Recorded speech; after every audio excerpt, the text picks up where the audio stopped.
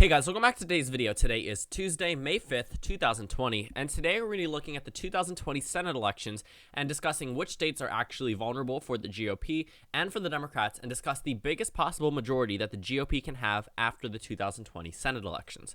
So when you take a look at this map, I made a video about the Democrats winning yesterday, and it had an overall majority of 55 to 45 for the Democratic Party. Obviously, that's an extreme long shot, and everything would have to work in favor of the Democratic Party in order for that to occur. But for the GOP, it should be a little bit easier to at least hit that 55 mark or even past that.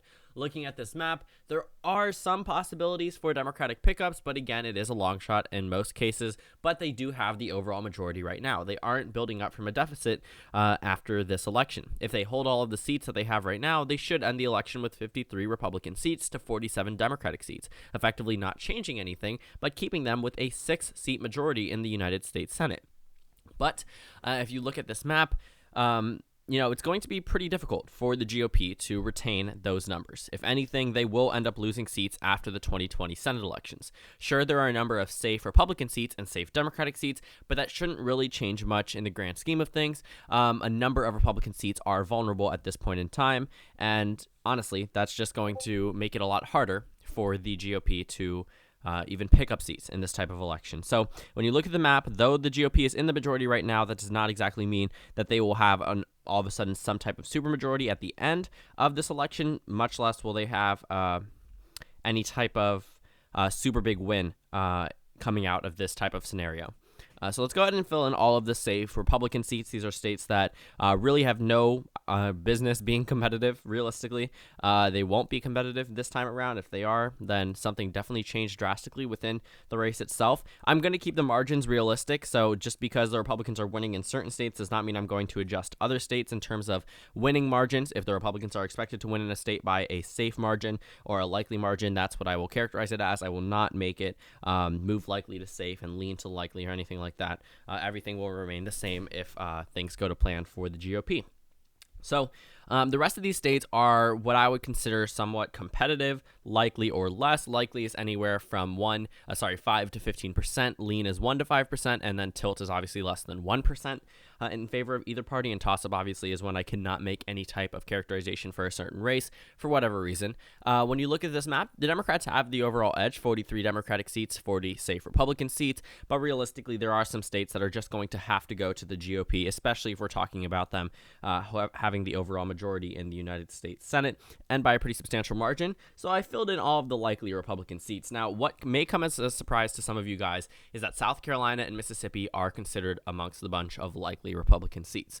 This makes sense purely based off the fact that they are going to be 100% closer in the 2020 Senate elections and presidential election. Joe Biden is a turnout machine if I've ever seen one in a Democratic primary, and that likely will translate to turning out minority voters in the general election. He did it in the primaries, and it's likely that a lot of these people will not be as complacent as they were in 2016. The reason why the GOP won the 2016 presidential election is because the Democrats did not have the same numbers of turnout that they had in the past. If you apply the 2008 turnout numbers and the 2012 turnout numbers in the key areas that Clinton needed, or pretty much in any of the key states, Wisconsin, Michigan, and Pennsylvania, if there had been the same type of African-American presence at the voting group, it would have made the races a lot better for the Democrats, possibly even a Democratic victory in the presidential election. But when you look in the South, Mississippi and South Carolina, those stereotypically Republican states, will probably be a 14 to 15% margin in favor of those Senate nominees, maybe even in South Carolina, anywhere from 11 to 15%. Now, I understand why South Carolina, because Lindsey Graham is the incumbent there, but Mississippi is going to be closer than South Carolina. You have an incumbent who was appointed and won a special election by a mere 8% margin in 2018, a year that the Republicans gained net 2 in the United States Senate. So it doesn't look like the signs are going to be any better for the Republican, considering she's running against the same Democratic nominee from that special election. Known well amongst Mississippi voters, increased African-American turnout, not saying the race is competitive, but it's no longer safe. So that puts the Republicans at 45 seats, the Democrats at 43. In a scenario in which they do have the overall majority, realistically, some of these lean states just have to be gone without reason. I mean, not necessarily without reason, but without too much discussion. Kansas and Alabama, these are two traditionally Republican states. They're only close because of how bad the Republican nominees could be, or for the case of Alabama because there is a Democratic incumbent. For Kansas, they have a really bad front runner on the Republican side. If he's the nominee, that race is definitely going to get a lot more attention than it has right now. There aren't many news companies covering it, but it's definitely being looked at because if Chris Kobach is that Republican nominee, they will be at a very horrible point entering into the 2020 Senate elections. As for Alabama, Doug Jones is a Democratic incumbent who won in the 2017 Senate special election.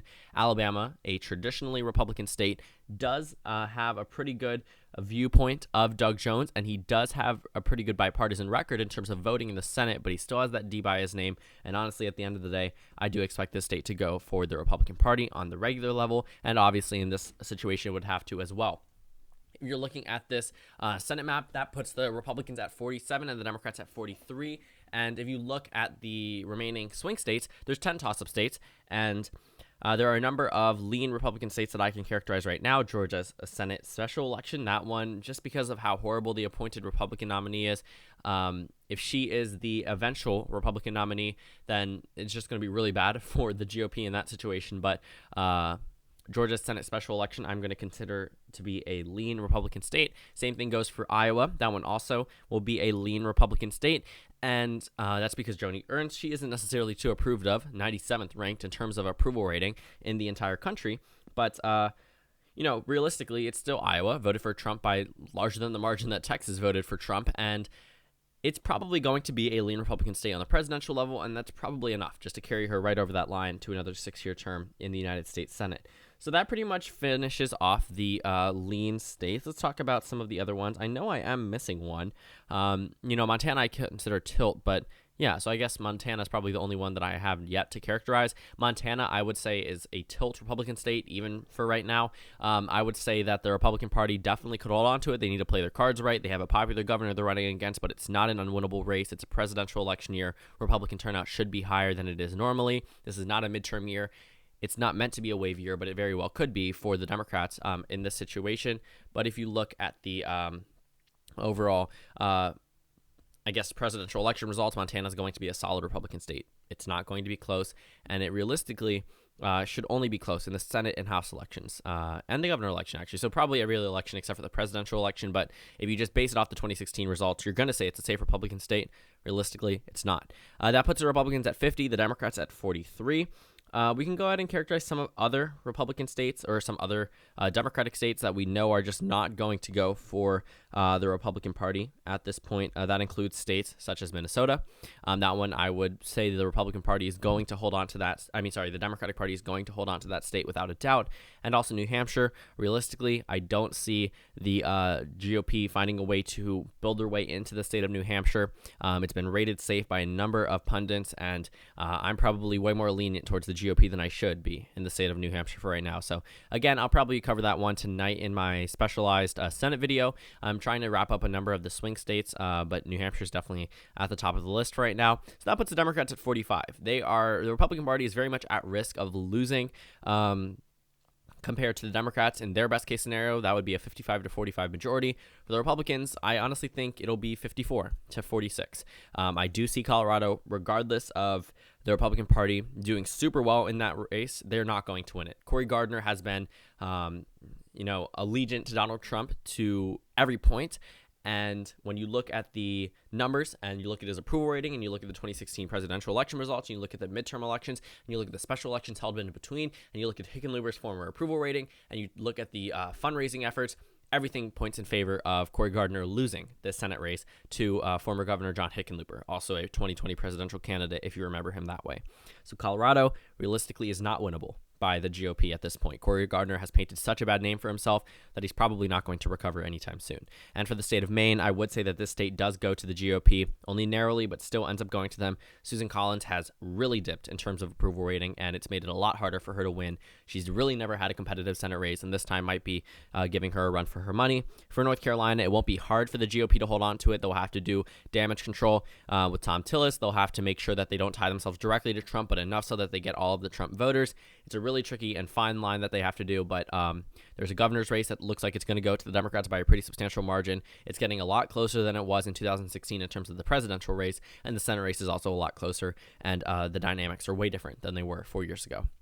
As for Arizona, Martha McSally, it's going to be a stretch if I see any type of Martha McSally victory. It's possible, but it's super difficult. Martha McSally was rejected by voters 2 years ago, and she's running against a pretty popular guy in the state who has served the United States. And honestly, if you're an incumbent who's already disapproved of, who was just rejected by voters, you're honestly probably not winning this election, but it is possible for her to narrowly win. It would be by a less than 1% margin, but it's going to be a big stretch. But if the GOP was to win in certain states, Arizona is one of the quote-unquote winnable states, but realistically, it's not. And Michigan's probably the biggest stretch on this map. Michigan, Gary Peters is probably going to win his election. John James, sure, is a strong candidate, but this is not his year. Again, when you talk about candidates who have been rejected 2 years prior, your name is fresh in their minds and not for a good reason. He ran against Debbie Stabenow, a popular senator from the state of Michigan, now running against a very slightly less popular senator from Michigan, and also in presidential election year. If Trump isn't winning Michigan, John James isn't either. But again, things are all within a winnable margin, so I will characterize it as a tilt Republican state. So in the Republicans' best case scenario, they get 54 Senate seats to 46 Democratic seats, an overall net gain of 1. Unfortunately for the GOP, this Senate map is not favorable to them. All of the states that are considered tilt, I already consider Democratic states or almost in favor of the Democratic Party. It's going to be really hard for the GOP to at least gain seats in the United States Senate at this point, and even in their best case, they would only gain 1. So thank you guys so much for watching this video. Make sure to comment down suggestions below, subscribe if you haven't already, and I will see you all tomorrow.